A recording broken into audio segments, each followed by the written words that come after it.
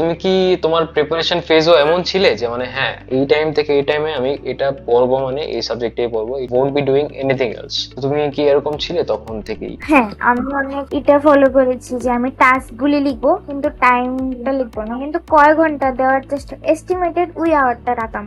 যে আমি এটা চিন্তা করতাম, এই যে জিনিসটা, যে এই কাজটা আমার দিনটা প্ল্যান করতে, এখন আইআইটি তে এসে যে আমার আজকে এত এই কাজটা আছে, আমি এগুলিকে কি করে ডিজাইন করব, তো এটা প্রিপারেশন থেকে এসেছে। যে আমি এটা চিন্তা করতাম যে এই কাজটা করতে অ্যাপ্রক্সিমেটলি কতটুকু সময় লাগে, এটা সময়টা যদি এক্সিড করে যায়, বাফার আমি কতটুকু দিতে পারি নিজেকে, জাস্ট সময়টা চিন্তা করে রাখতাম, এত ঘন্টা এত মিনিট, টাস্ক লিখে রাখতাম। আমি টাইম টেবিল বানাতাম না, আমার ব্রেনে চলতে থাকতো যে এটার পরে এই টাস্কটা আছে, এটার পরে এই টাস্কটা আছে। এটা প্রিপারেশন শেখায়, ডিসিপ্লিন অনেক ইম্পর্টেন্ট।